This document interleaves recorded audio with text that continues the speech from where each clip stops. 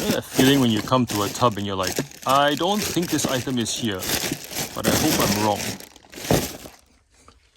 So that says JC13. This is JC13. Do you see an army tank in here? I don't. I see a bunch of Star Wars figurines. I see one car, but no tank. So with the tank, we're looking at 28th of July, 6:30 p.m. And the idea is we go to our active listings, we find listings around that time, and hopefully 28th of July will give us a bunch of different listings around that time, which then will tell us whether we forgot to change the SKU when we were doing a sell similar, because that is my system. Let's see. September, August, getting close. Not quite there. Oh, 28th of July, 8:24 p.m. Keep going. We listed that tank at 6:39 p.m. Let's see if we were actually... Damn, we listed a lot.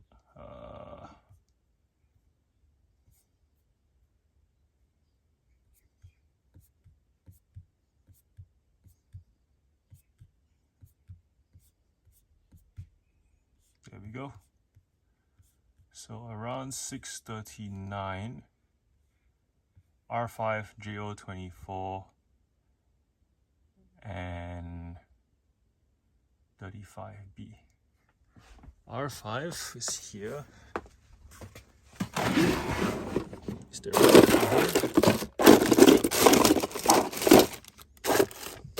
Nope. J024.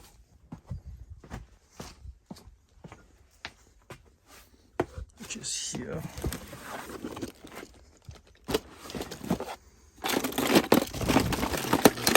In here.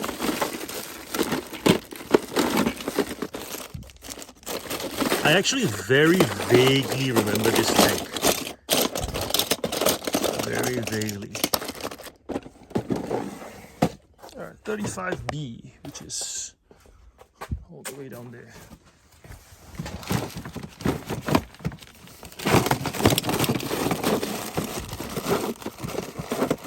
Nope, not able to find it, so we will need to refund the buyer, which is okay. It does happen from time to time, and usually if you explain to the buyer that you're not able to find the item, ask them if they would like a substitute, and if you have a niche store like myself, you usually can offer a substitute. When they don't take a substitute, they will ask for a cancellation. You can cancel as buyer requested a cancellation, and that's actually okay. Usually there's this conversation around, you shouldn't use the buyer requested option because it's not true. You're out of stock, you should take the ding. But here's the thing, running a business is hard and you shouldn't be that harsh on yourself. If you've done your part to resolve it, that whole line of logic that you shouldn't pick the wrong reason is really if you don't want to talk to the buyer and you're hoping to just get away with an automatic refund without a conversation. But if you've done the hard thing, and the hard thing is having a conversation that you did screw up, and the buyer goes, look, I get it, happens to the best of us, then that's the kind of situation where you can go, hey, we both agreed that a cancellation is the way to go. Then you're not going to get it, it's not going to be reported, you're not going to get into trouble. So don't overthink it. I guess the rules are there to essentially facilitate a professional, a smooth, a two-way, like a wholesome exchange, essentially, a happy exchange, whether it leads to the buyer getting an item or them happily accepting that, hey, the item's not available. You can go about it in a nice way and you can choose that reason. It's not as black and white as, some people make it out to be. Just do what, you'd expect to be done for yourself because, you've probably been in a situation where you've had items cancelled on you before. And usually you would have liked a conversation or some sort of... If I were to rank it, I'd rank it like this. The number of times I've bought stuff from Kmart and they've said to me, sorry, the item's out of stock in an email, and it's a stock email, and it feels like a person didn't write it, but a machine did, and they've proceeded to then just cancel on my behalf because, hey, we don't have the items, what more do you want us to do? That's the bare minimum, at least it's communicated, is better than no communication, where I've bought items on eBay before, the order got cancelled, but I missed the notification. And sometimes the order didn't get cancelled, they just didn't ship it. And then I had to message them about it. And then they went, oh, sorry, we don't have it. Yeah. So that's the worst. Then there's the one where they cancel without communicating. Then there's the Kmart communicating because they're a big company and they robotically just send these messages out. And then there's the one where they cancel, communicate, and then send you a coupon. And then there's the one where they actually talk to you. To me, I think the highest rank one is talk to me. I don't care that you don't give me a coupon. I don't care that you're not trying to make it out to me. I just don't want you to do something without me knowing. And so if the first point of call is to talk to the buyer and the buyer says, it's okay, go ahead and cancel. I get it. It happens to the best of us. You've done the best thing already. That's how I look at it. Let me know in the comments, how do you go about cancellations? I know it's something that we don't talk about a lot. And it's definitely a topic that we try and skirt around because, you know, what if somebody thinks that I'm not doing the right thing? Hey, we're all here to learn. We're all here to improve. And so if you are feeling like I don't want to share because I don't want to be judged by other people, look, it's the internet. People are going to judge. But guess what? People are also going to tell you how you can improve. And unless you put yourself out there, you're not going to get that kind of feedback. And the internet's a great place of getting a variety of feedback. All right? A variety. And you can pick where you want to sit along that spectrum. And once again, you're your own boss. Do whatever you want for your business. At the end of the day, if you do the right thing, your business will thrive. If you do the wrong thing, if you do the suboptimal thing, your business will feel like you're charging through mud every day.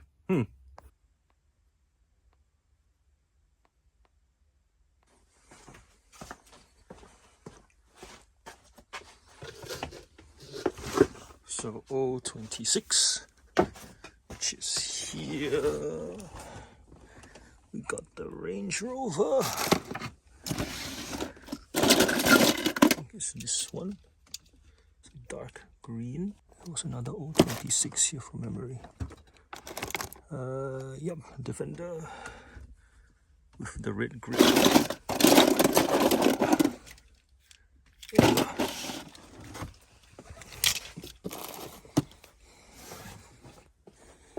Then JC17, which is here. That's this bad boy. Yep.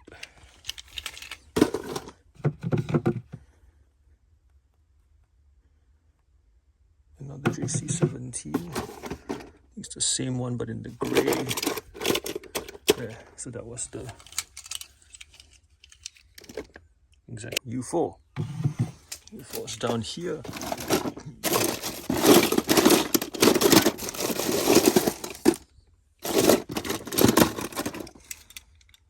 '71, which is this bad boy here.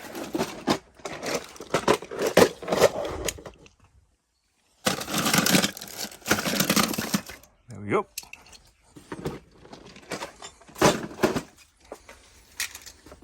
And the rest are on the other side.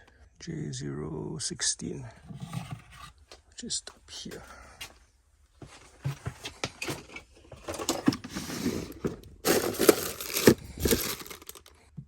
'88. There.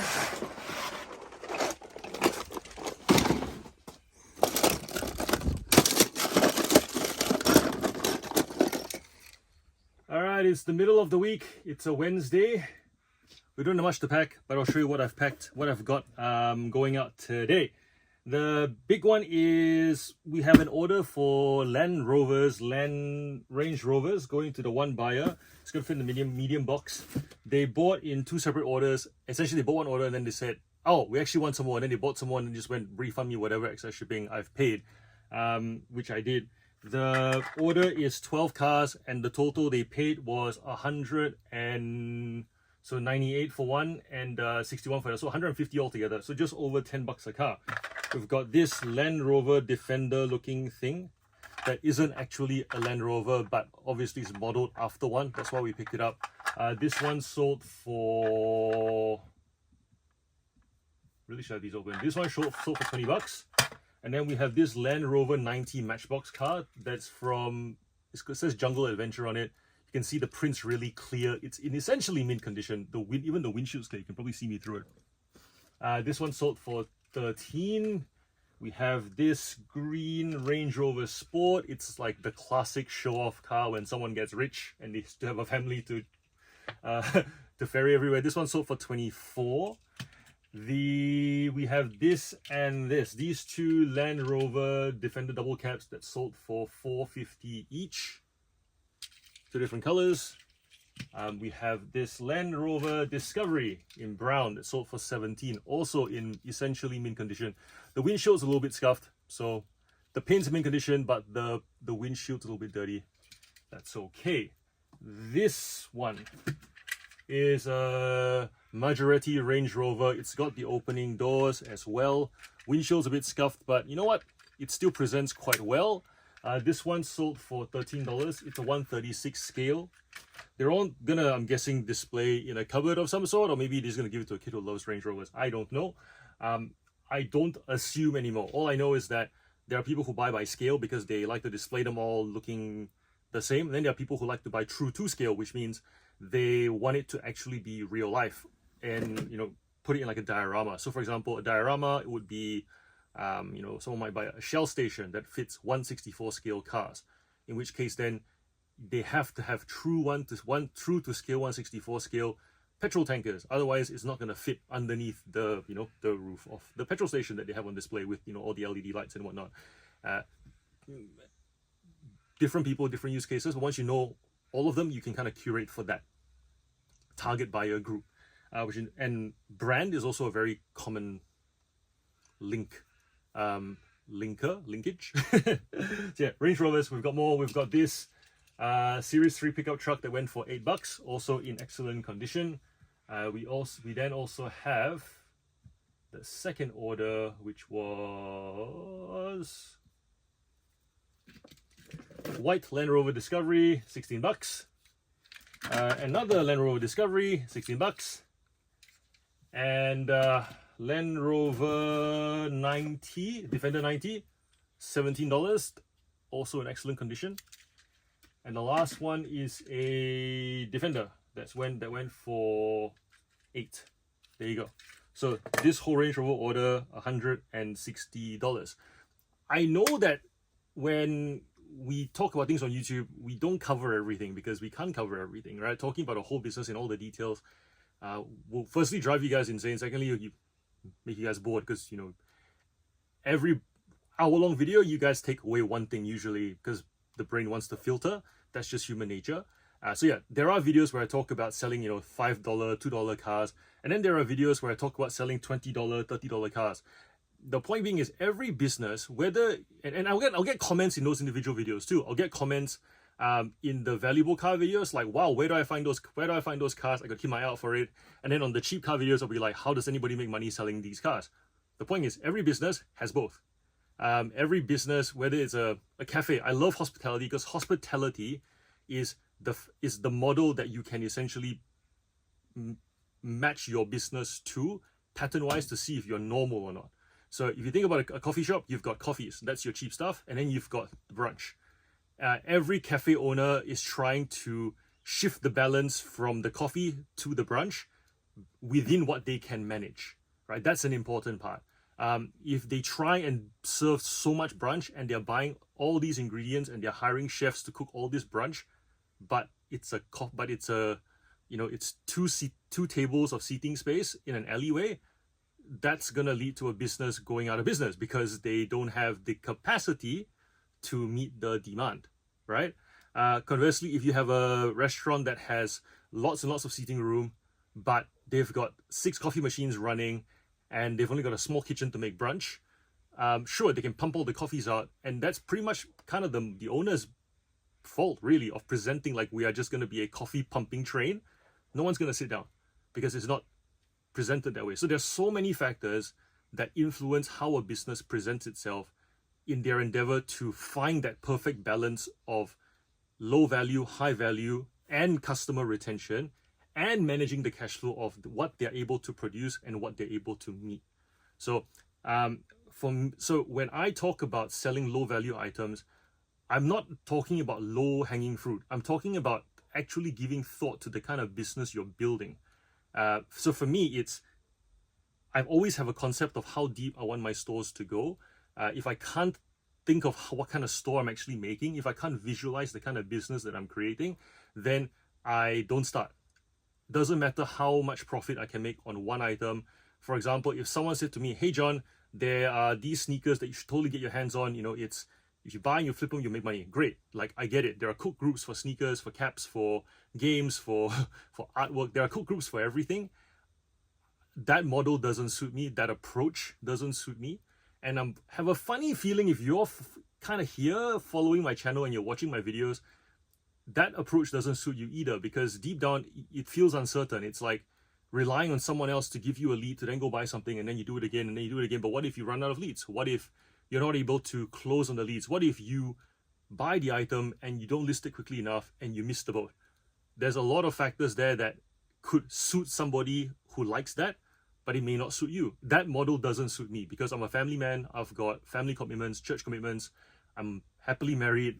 I want to spend time with my family. I live near my extended family. So for me to go hunt for things, come back, list it very quickly in order to kind of, ride the high of a trend, whether it be a Pokemon box, whether it be limited edition sneakers, whether it be a drop of whatever drop it might be, that doesn't suit me.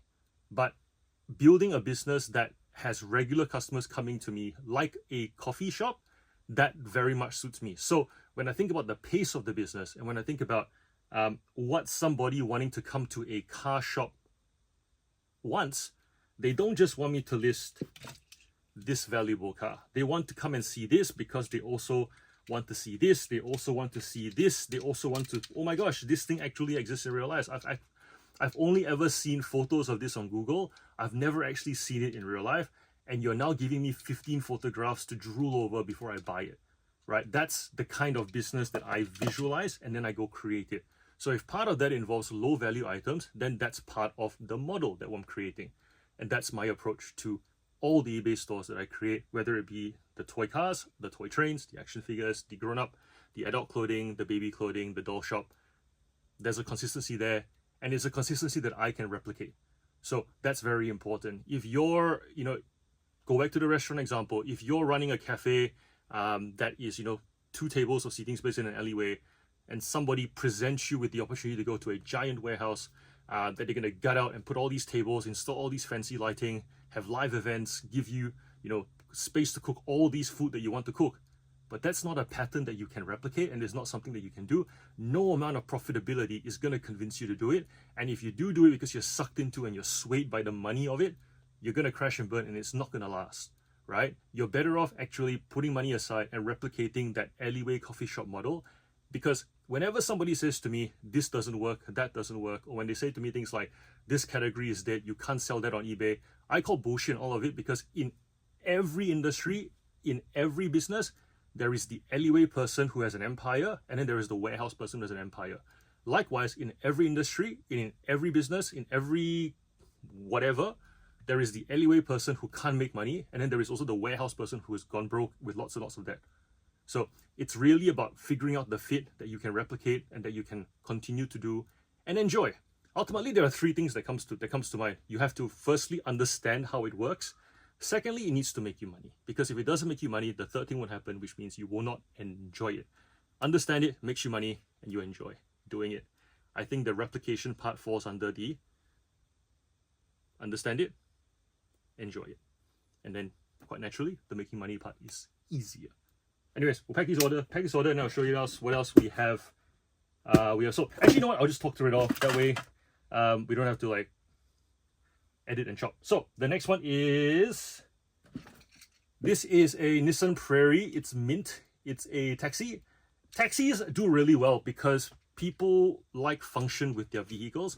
So there is the Nissan Prairie in just plain maroon and that ugly teal turquoise color that every mum in the 80s and 90s had. Those ones sell for $20. This one also sold for $20. It's a taxi. We also sold this white Toyota Hilux for $10. These cars, this one I think came out in 2018. So 7 years old. It's the white. It's classic color. This one sold for 10 loose. In the box, it goes for 20. Somebody bought a Bachmann train. This one came in a lot of Thomas trains that was just random. The mum just kind of it was strewn on the floor. There were some tracks. It just one of those things that was quite hard to make sense of. And they wanted like $150. The price kept dropping, and then eventually they wanted 70. I said, hey, will you do 50? They said, will you do 60? I said, fine. But the point being is there was $300 worth of trains in there already, not including this. Because when I saw it at 150, I'm like, I'm doubling my money. Not really. Then the price went out. And I realized that no one was actually going to pick this lot up because it was too random. There wasn't enough track to play with. There was trains that fit on the track, but there wasn't enough track to play with all the trains. There were other trains there that didn't fit with some of the track. It was just this random mishmash of things. And it almost felt like someone just bought a bunch of Thomas at high intensity over a short period of time, gave it to their kid, and the kid went, I'm happy with this. They played with it, they didn't complain, so they were none the wiser. And I'm guessing this just was part of it. This is a HO scale or gauge train. Thomas, Bachmann, and Hornby, they're very hard to come by because they were limited release. And whenever they are sold brand new in packet, or even when they are sold used but with the packaging and they're in excellent condition, they get pretty close to that retail price. And if they end up in their box, it's double the retail easily. So knowing that reference point is a big difference, because this one doesn't have the tender. The front's got a little bent buffer beam. The paint is scuffed. He's missing eyebrows. But brand new in box, he sells for $400, and then used on his own, he sells for $150. So I asked for $40, and I sold it for $40 as untested and parts only. Always worth keeping an eye out for Bachmann and Hornby trains, especially if they are the special edition types. Just recognizing the reference point, right? If it sells for this, you can ask for this, and usually someone will buy it for parts.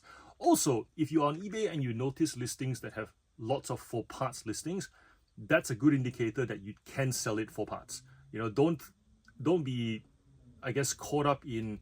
And I say this only because I've also been there, where I'm caught up in my own biases towards whether something should be listed or not. The number of times when I first started out that I would see trains go for $30, $40, $50, and I'll go, nah, because I wouldn't pay for that. That was my bias, and I wasn't aware of it. And as I progressed along, I started to let that go because, hey, people are clearly buying items at the lower price, and they're doing it quite quickly. If I raise the price, where do I end up? Surprise, surprise. Where my bias said it was not possible. And so don't allow, like, if you see indications that things are selling for parts only, feel confident to sell things as parts only. And it's a great way to make money, because there are many people who are looking for parts that suppliers and manufacturers no longer want to provide or produce, or make it really expensive to provide and produce. Yeah. The other thing is, we sold this Trevor train. It's in fantastic condition, but I'm not sure. Can you see what is wrong with it? That this normally sells for 14, but we sold it for 5 to a regular buyer. You see it? It's missing a front magnet, but it's in great condition. And so for a kid who, to be honest, Trevor is the kind of train that pulls and doesn't really push. So when I saw this, I was just like, it's missing a front magnet. But then I thought about it, and when I've never ever seen Trevor push a train, because he's a small train. He's the kind of train that potentially helps to pull a bigger, slightly bigger train. Like, we're talking Percy. Like, if Gordon gets stuck off the track, Trevor isn't helping. So Trevor's really there to kind of like, if Percy, falls off the track and he needs a nudge from Thomas, then Trevor is there to kind of pull him up. So yeah, $5, happy with that. Going to regular buyer. Whenever I sell things to regular buyers, I don't calculate with them, purely because I understand that retention is that. There are days when they come and they just want the coffee. I'm not gonna look at them with a look like, why didn't you buy a croissant today? There are some cafes that do that, and you can tell from the way that they talk, from the way they make comments like, oh, someone's wife made them breakfast today. Like, completely unnecessary, because we all know the purpose of that is to try and make me feel bad that I did not spend the extra $4 or $6 or $12 on whatever croissant that I normally buy. Not necessary. Just happily take the sale, because the fact is they went there instead of elsewhere. The best definition of loyalty that I've heard is the number of places people have to go past to get to you. And the moment you recognize that, you are forever humbled. And you're forever grateful that somebody picked you amongst the sea of places that they could have gone past or do go past on a daily basis, that tell them, hey, could I potentially meet your need for this thing that you buy? And they go, no, already got my guy. So to continue being that person, be grateful for those repeat buyers that come to your store, whether they buy a lot or a little. You know, it's all money. It's all love. That's really the best way to describe it. The next thing we've sold is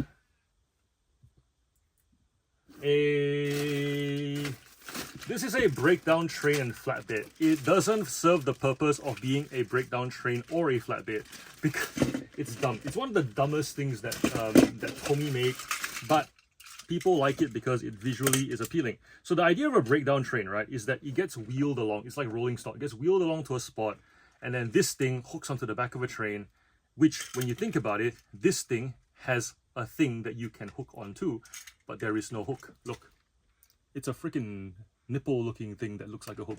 So it doesn't serve the function of a breakdown train, and this flatbed is meant for you to then put the train on to go, and as you can clearly see, it doesn't serve that purpose either. But visually, it's just the thing that kids like to pull on and pretend that, you know, they're bring a train. So this one, like this combination, there are two different shades of green. There's this green, and then there's the green that's a little bit darker. It's almost like this green. If you ever picked it up, please don't mismatch them. This sold for $24 plus shipping locally, but we do sell this regularly for $30 plus international shipping overseas.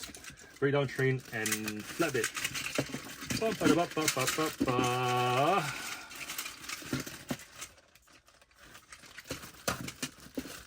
This is a Volvo truck that we sold for $24. It is in mint condition.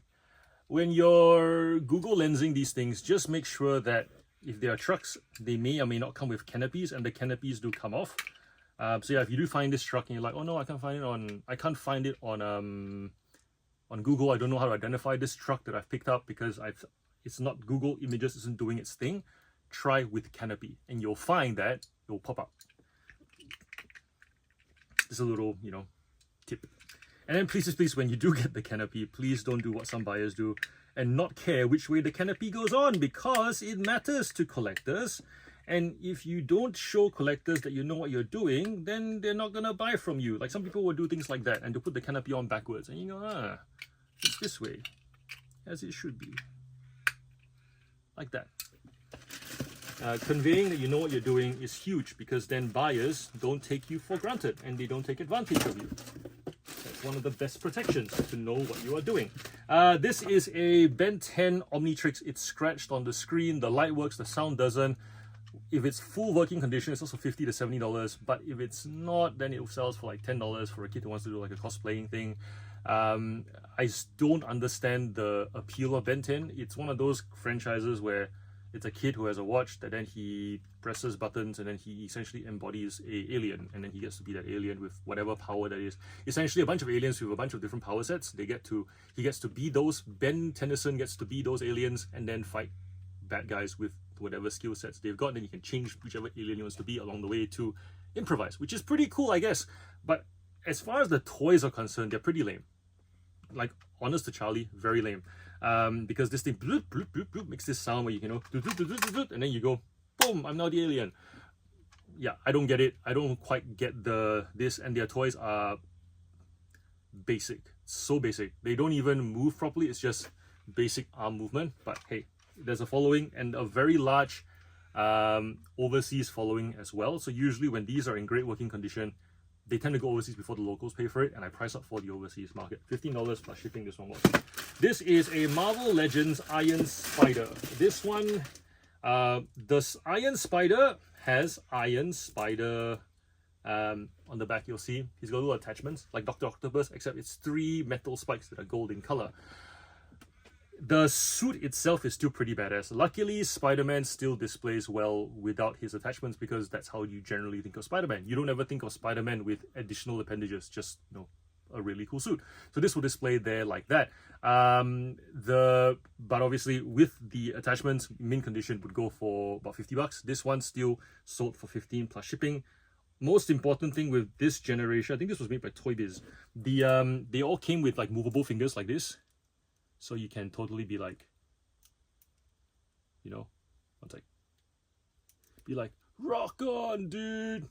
or even flip someone the bird with with the toy. But yeah, $15 in this condition. Yeah, I'm not unhappy with it. Neither am I wishing for more or faster sale, because at the end of the day, you know, people want to buy things complete. And this guy has like a bunch of scuffs on the body as well, which, given that the paint is this metallic finish, it'll bother someone, especially if you like seeing your suits nice and shiny. But still, $15 for shipping, cannot complain. On to the toys. No clothing. We have this Joseph Ribkov pair of pants. They are stretchy, they are pull up. They sold for $40 plus international shipping. Joseph Ribkov is a brand that I love. I will keep picking it up, despite the fact that many people think that it's ugly and that it's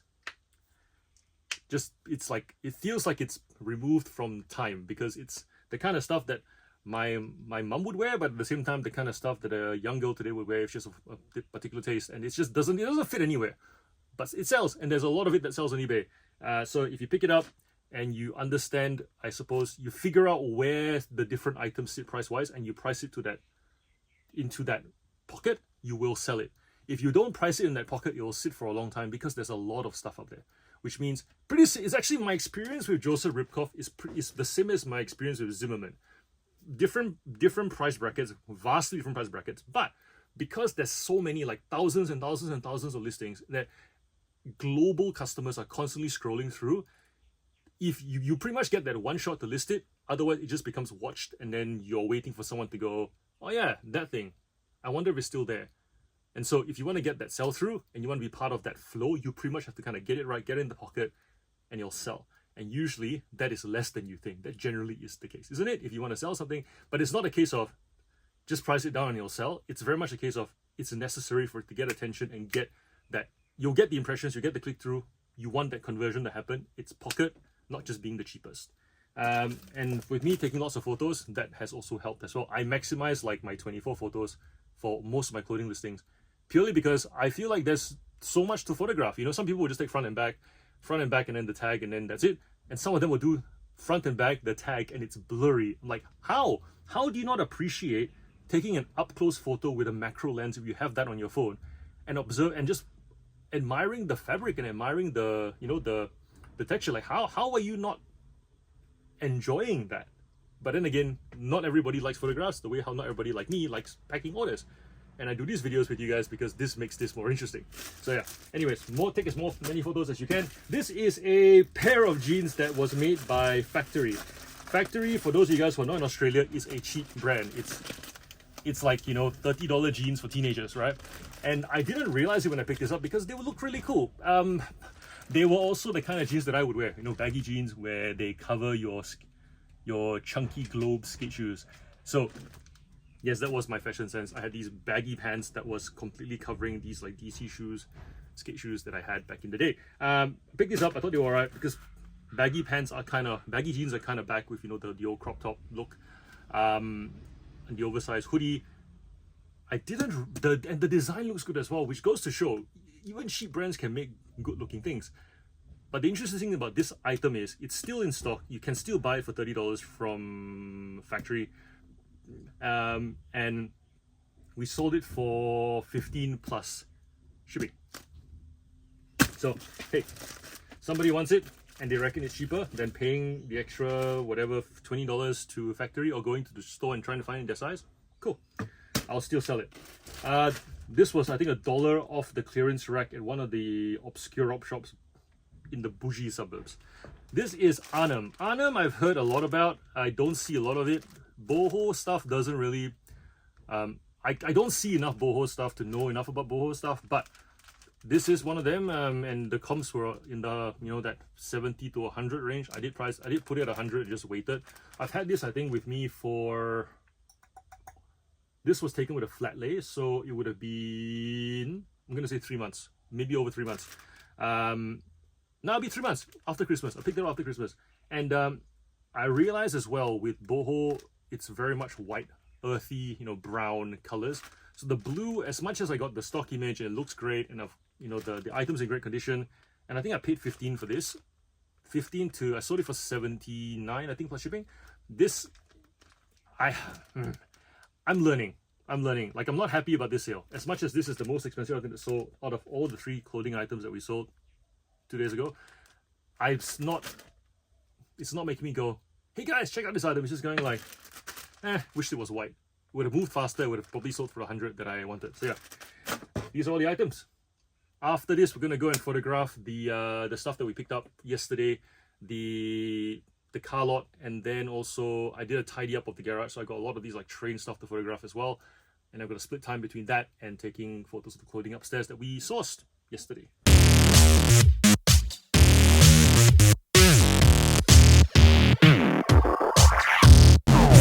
We're done. Time to go and take photos.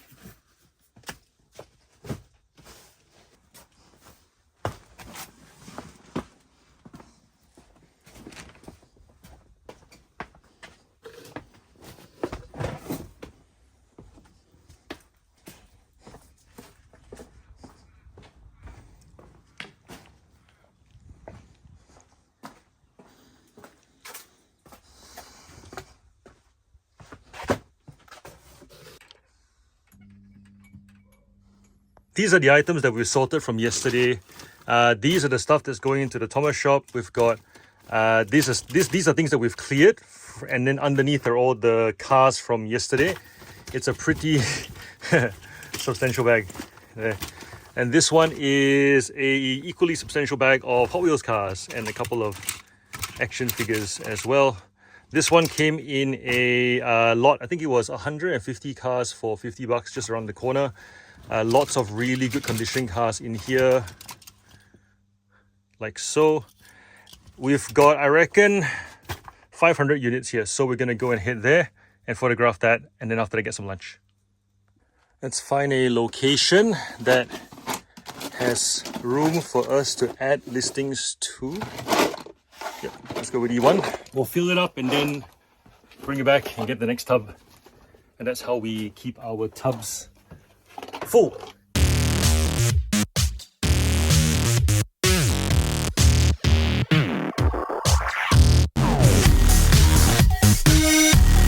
Alright, one tub done. We filled it up pretty full, not too full. And this bag is half empty.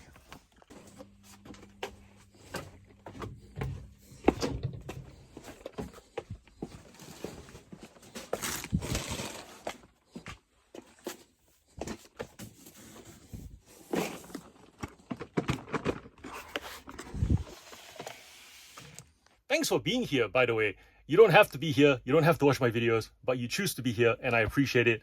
And I appreciate you supporting the channel. So if you're not a subscriber yet, do consider subscribing. And if you are a subscriber, thank you for however long you've been subscribing here for. We've just done E1.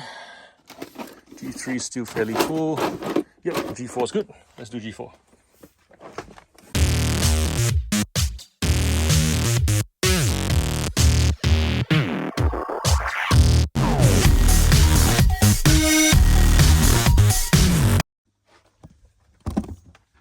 It is now 12:15. We have done 2 tubs, totaling 528 photos in the first tub and 721 in the second tub. So 1,240 photos. We started at 11:22. That's the timestamp on the first photo. So then we're looking at 1,240 photos divided by 55 minutes. That's 22.5 shots a minute, which essentially works out to about 1 shot every 2.5 seconds. And that includes time walking out, getting stuff, coming back. If you're selling on eBay and you're thinking to yourself, John, you're surrounded by inventory, there's so much stuff, how do you ever process it all? I don't, unless I have staff. And when I had full-time staff, this place was significantly neater and there was walkways everywhere. But now I'm back to myself again. So a lot of this mess that you see is a byproduct of me just not having a staff member after having a staff member full-time. And that's okay. But in terms of the processing speed, once you're familiar with an item, you can process it very, very, very quickly. And if you think I'm special, I'm not. To the earlier example about linking your experience with what happens in the real world, if you spend any amount of time on TikTok, on Instagram, you'll see Asian influencers who process very quickly. You know, people on Whatnot will say things like, here's a t-shirt that sells for this, here's the price, and then the timer starts. That is slow compared to what happens in China, where it's just like, bag, $3, t-shirt, and it's just this, pick up, flip back. And then you see them take photos, it's all very fast as well. That's not, and the first thing a lot of Westerners like to do is to go, well, working conditions, well, that's how they do things. But they very rarely talk about, it's a human being doing it. I'm a human being. If they can do it, why can't I? Right? So processing stuff quickly, it's just a matter of being streamlined, putting yourself in a position to do it quickly, which oftentimes means photographing the same thing over and over again, which in this case, as you can see, all Pixar cars, all the same process. Thomas Trains, all the same process. Hot Wheels cars, all the same process. The only difference between how I process a Thomas Train Pixar car and a Hot Wheels car is with the Hot Wheels cars, I rotate it a different way. That's it. So with the Hot Wheels cars, I need there's more angles to photograph. So with Thomas, it's generally 12 to 15 photos. With Hot Wheels cars, it's 15 to 18 photos, depending on the item. By the extra, it's just if there are any opening doors, if there are any like special features that requires one photograph to display. If I line it all up, like for example, sorting out a whole bag of the same thing to photograph, and by same thing meaning the same class of things, same process of thing, it's very, very quick. So yeah, if you're thinking like, you know, I see sellers with several thousand listings, how did they even get there? What is their cheat code? It's not a cheat code. It's just a genuine curiosity into what human beings can do, and then seeing if you can be that human being that does it as well. The other thing about having a large store is you have to be able to repeat what you do, which means if you're going out treasure hunting for this and that and whatever, great, this is not going to be part of your experience. And that's just common sense, right? You know, if you're somebody who is great at finding items at flea markets, auction houses, you're good at, you know, going to an op shop and finding this vase and that chair and this artwork and that scarf and this carpet and that one toy car that sells for $400, you'll make way more money for you per item than I ever will. Because as you know, my items sell for between that, you know, $5 to $20 mark, and I'll have the occasional rare item here and there, but it's speed, and that speed leads to volume, and that volume leads to me being able to make a full-time living. You'll make your full-time living differently. So if you're looking at this and you're going, yeah, John, I'm good at finding individual items, but I really want to be faster. This is not going to be the faster you should ever aspire to, because it's not reasonable to expect this for your model, because there's nothing to repeat. Unless, of course, you're somebody who is insightful enough to figure out where the repeats are in there, then you'll get to teach me how to repeat different things within your business of various items. Because ultimately, if you look at my store, yeah, I guess they are all different items, but I figured out where the commonalities are that allow me to process things quickly. Later, you'll see me process clothing, and you'll notice how much slower it is I am at doing that, because I haven't quite figured that one out yet. So yeah, this is just real. It's how it is. But the point being is, it's very doable. If I can do eBay, I can make it into a full-time living. Anybody can. You can.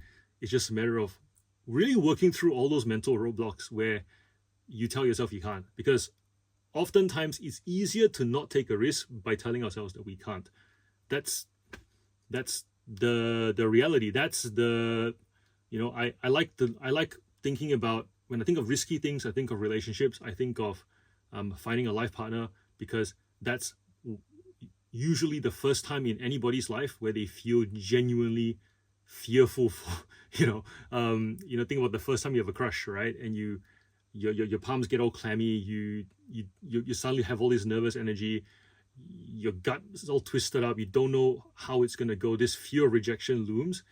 And that's where this phrase comes from, that's supposed to be comforting. She's out of my league. It's essentially designed to say, I can't, therefore I shouldn't try. Because if you believe enough that it's not your place, it's not your thing, you shouldn't do it, or you can't do it, then don't do it, right? Not meant for me. But and a lot of parents do this with kids too growing up. You know, kids will try something, and a parent will go, you know what, it's not meant to be. And it comes from a good place, but it also programs a child to then become an adult who has the option of, it's not meant to be, it can't be me, out of my league. and then they don't really ever push to try and see if it could be, you know. That's that curiosity piece. And if you follow this channel for any amount of time, you'll know that one of the reasons why I love self-employment, despite the risk, despite the inconsistencies in cash flow, despite the you know, the pressure of having staff and then after that not having staff, despite the challenges in scaling, you know, I'd like to be out of the house, but at the moment with our current life stage, the money is better put towards actually helping our kids enjoy school and enjoy being kids. And so despite all of that, the one thing that allows me to have that being in a job did not is to be curious. And that's where my joy is. That's where the fun is. I don't have to be allowed to be curious. I can be because I'm my own boss. And part of that curiosity experience is comparing what you do to other people and asking yourself genuinely, is that for me? Can I actually do it? If I can do it, why don't I do it? Is it because it's not a fit? And just, yeah, continue to refine your, I guess, your logical thinking, refine the way that you arrive at your decisions within the work that you do.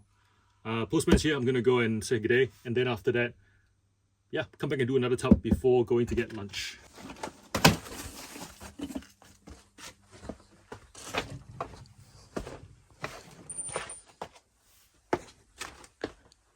Hey Brian, thank you. Just that bag there. Oh, okay. Yeah, today not so much. I was wondering what kind of storage I use. I use the IKEA Trofas for my use case.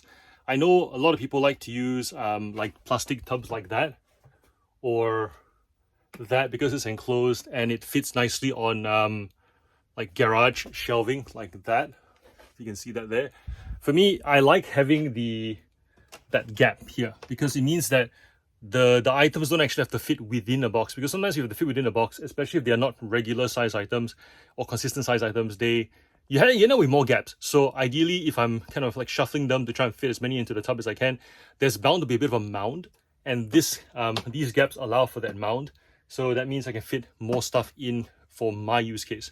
So when thinking about getting storage, if you've got irregularly sized items, this could be an option for you, compared to, say, if the shelving is compact but the items don't actually compact, if that makes sense. I know that we've got members who do clothing or who do like plush. You know, you can store them in those box tubs and just shove them into those box shelves because the storage is compact. There's no gaps between the individual locations, and the items compact as well. But obviously, you're not going to be able to store glassware in those boxes and compact them because then they'll break, right? Toys are pretty similar. So yeah, this is my storage option, and they're quite cheap to get. Usually on Marketplace, I can pick up one of these shelf units for like $50 with the tubs. Otherwise, the tubs are brand new from IKEA. They'll be $5, I think, for these small ones. The medium-sized ones are 8 or 10. And I think there are like larger ones too. But I very rarely use the large ones because then, if you notice, there's a curve. The large ones have an even deeper curve, so therefore we're just wasting space. So yeah, very cheap shelving to get, considering the fact that garage shelving already costs $50 alone when it's not on sale, and then, you know, having to buy the boxes. The fact I can get a complete storage solution for $50 is a pretty good deal for me. And yeah, easy to access. Take the items up, can look through and see. I'm not afraid of dust getting into it as well, because in the garage is closed.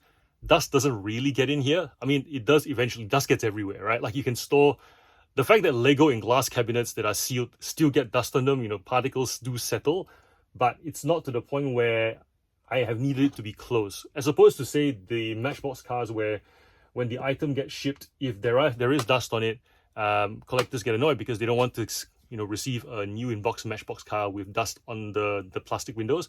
But with these ones, it's not enough for it to warrant them being closed. And also, when you bubble wrap loose things, the bubble wrap static actually removes a lot of that dust. So when they open it up, the dust kind of remains on the bubble wrap. Try unwrapping something that has been bubble wrapped, that is shipped to you, and let me know whether the bubble wrap is dusty or the item is dusty, and you'll see what I mean. Anyways, we'll get another location and continue photographing.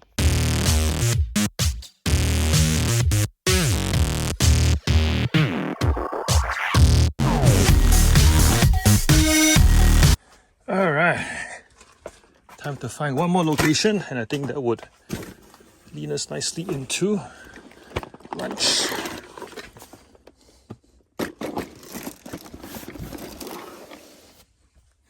See what I mean?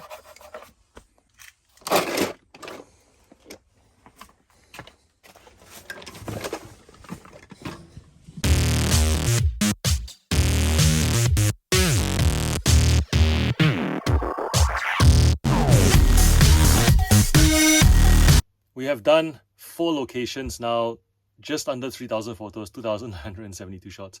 It is 2 p.m. I did get into flow and realized towards the end I was getting hungry.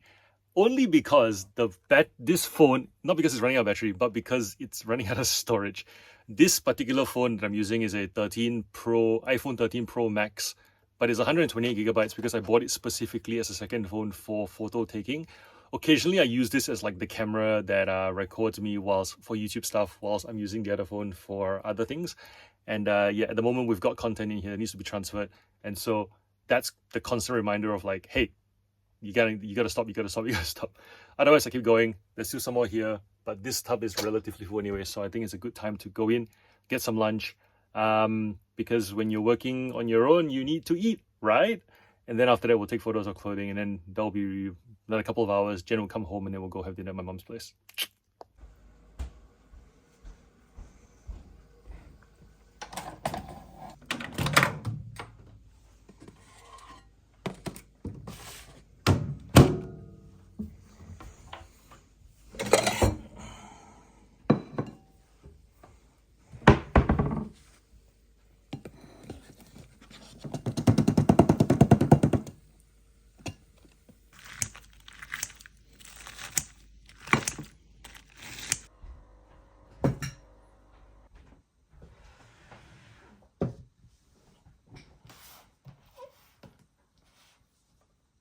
Ward-Prowse goes for it. Back to firework.